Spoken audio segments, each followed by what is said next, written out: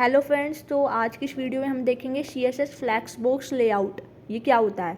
Use of flex box ensures that elements आपका जो behave करेगा predictably when the page layout must accommodate different screen sizes and different display devices. एस्टिमल layout techniques में आपने देखा था, ग्रिड एक टेक्निक होती है, फ्लैक्स बॉक्स होती है और फ्लोट। ये तीनों क्या है? CSS की प्रॉपर्टी है कि flex, grid and float property. और CSS फ्रेमवर्क आपने सुना ही होगा, बूटस्ट्रैप। लेकिन आज की इस वीडियो में हम पढ़ने जा रहे हैं फ्लैक्स बॉक्स लेआउट कैसे डिज़ाइन करेंगे। तो मैंने पिछली वीडियो में आपको क्या करा था, एक हमने मेन हेडर लिया था, हेडर में हमने एक हेडिंग दी थी सिटीज़।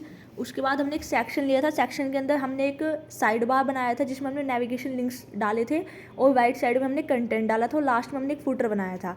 ये तो हमने HTML का कंटेंट बनाया था। अब हम कर रहे हैं इसकी स्टाइलिंग। तो स्टाइलिंग में मैंने सबसे पहले बॉक्स साइजिंग यहाँ पे ले लिया है, बॉर्डर बॉक्स। तो ये क्या होगा कि बॉक्स साइजिंग बॉर्डर बॉक्स सभी के लिए अप्लाई हो जाएगा, इसलिए एस्टेरिस्क सिंबल मैंने यूज़ किया है। बॉडी में जो भी कंटेंट हम डालेंगे उसमें मैंने फ़ॉन्ट फैमिली लिया है एरियल। और इसके बाद हम हेडर को स्टाइल करने जा रहे हैं। हेडर का यहाँ पे मैंने बैकग्राउंड कलर रखा है लाइट ग्रे कलर, ठीक है। पैडिंग इसको दिया 30 पिक्सल। टेक्स्ट लाइन कर दिया सेंटर को, हम यहाँ पे फ़ॉन्ट साइज़ दे देंगे 35 पिक्सल। तो जो आपका हेडर है, हेडर जो मैंने लिया है सिटीज़, वो आपका जो है हेडर आपका सेंटर में आ जाएगा। उसका बैकग्राउंड कलर हो जाएगा ग्रे टाइप, सेंटर में रहेगा, फ़ॉन्ट साइज़ 35 पिक्सल में हो जाएगा और टेक्स्ट का कलर हो जाएगा वाइट।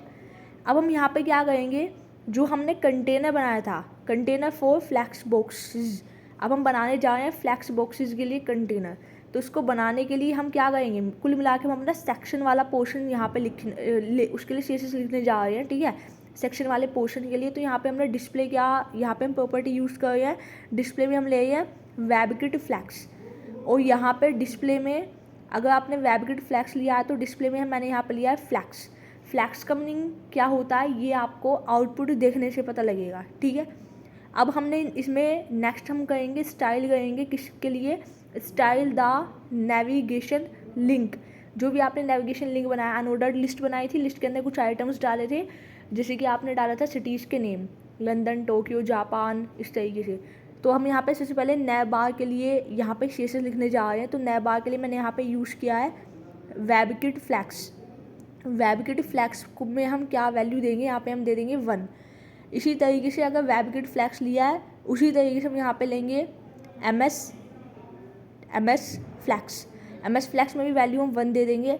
इस सब का यूज़ क्या है ना, ये मैं आपको सब समझाऊंगी। डिस्प्ले फ्लैक्स प्रॉपर्टी हमने यूज़ करी है, ये सभी को समझ में आ गया होगा, ठीक है। अब डिस्प्ले फ्लैक्स का क्या मीनिंग होता है, या हमने एक प्रॉपर्टी देखी थी प्रीवियस वीडियो में, फ्लोट प्रॉपर्टी। फ्लोट क्या करता है, एक साइड को बह जाना। अगर फ्लोट लेफ्ट कर दिया तो लेफ्ट में चले जाएगा, राइट कर दिया तो राइट में चला जाएगा। और फ्लैक्स प्रॉपर्टी क्या यूज़ होते हैं उसको भी हम देख लेंगे। बैकग्राउंड मैंने इसका दे दिया थोड़ा सा, बैकग्राउंड लाइट कलर में आ गया। पैडिंग इसको 20 पिक्सल दी है नेविगेशन बार के लिए। अब हम इसकी नेविगेशन बार के अंदर जो लिस्ट आइटम है, अब हम उनको भी थोड़ा सा यहाँ पे डिज़ाइन कर देते हैं। लिस्ट स्टाइल टाइप कर देंगे नन, हम नहीं चाहते लिस्ट को स्टाइल करना। और यहाँ पे पैडिंग दे देंगे उसकी 0, ठीक है। तो नेविगेशन में गए, अनऑर्डर्ड लिस्ट को गएंगे तो अनऑर्डर्ड लिस्ट के अंदर जो भी आपके लिस्ट स्टाइलिंग है उसको नन कर दिया। नन का मतलब है कि कोई भी डेकोरेशन यहाँ पे हम नहीं कर रहे हैं, लिस्ट का स्टाइलिंग नहीं बता रहे। और पैडिंग यहाँ पे दे दी 0। यहाँ तक क्लियर है? मतलब हमने अपना जो सेक्शन था, सेक्शन के अंदर जो साइड बार बनाया था जिसके अंदर कुछ लिंक करे थे हमने, नेविगेशन लिंक आइटम्स, उसको हमने स्टाइल कर लिया। अब बात करते हैं आर्टिकल सेक्शन।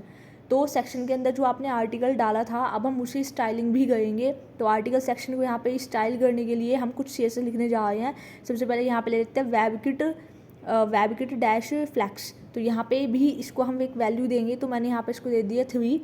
उसके बाद हम यहाँ पे ले हैं MS फ्लैक्स। इसकी वैल्यू भी आप 3 कर सकते हो, 3 2 कुछ भी करके देखना, तो इससे आपको इफेक्ट समझ में आ जाएगा।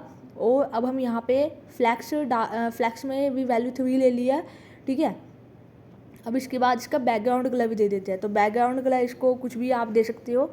अभी के लिए मैंने इसको यहाँ पे F1 कुछ इस तरीके से हेक्साडेसिमल में कलर कोड लिखा है। थोड़ा सा आपको बहुत लाइट कलर दिखेगा, डार्क में मतलब ग्रे का लाइट दिखेगा।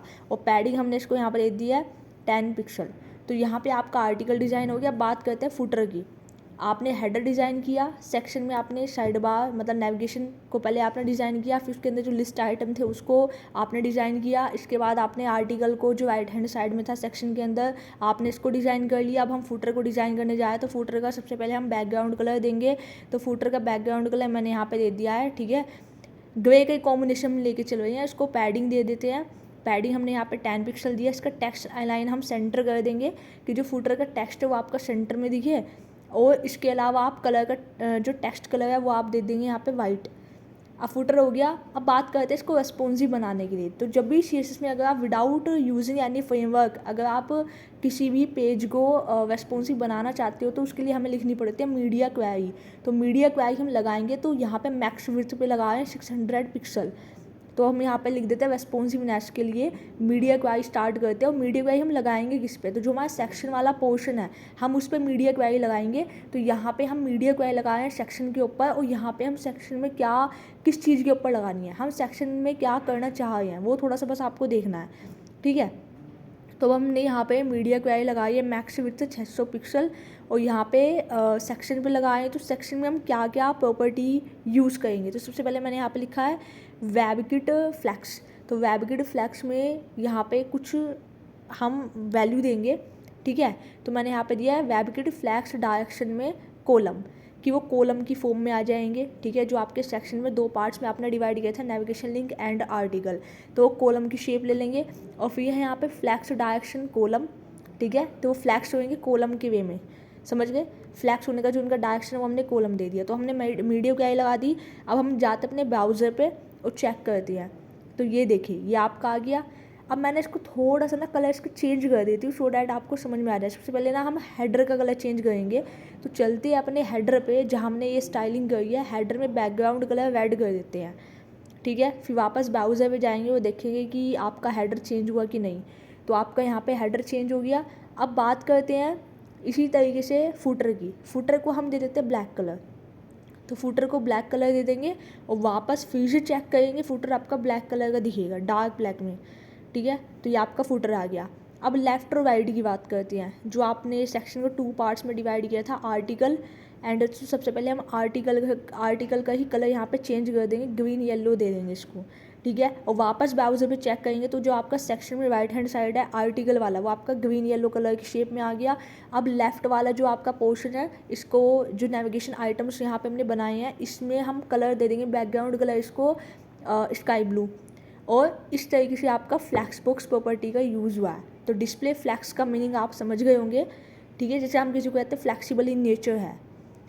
क्लियर है सभी को। ये जस्ट एक इंट्रो है भी आपको CSS फ्लैक्स बॉक्स प्रॉपर्टी को समझाने का।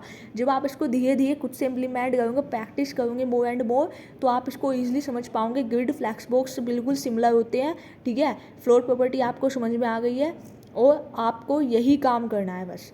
और आगे की वीडियो में बने रहिए, इसी तरीके से मेहनत करते रहिए, आगे बढ़ते रहिए, और इसी तरीके से आप वेब पेजेस है और वेबसाइट को डिज़ाइन कर सकते हैं, बना सकते हैं।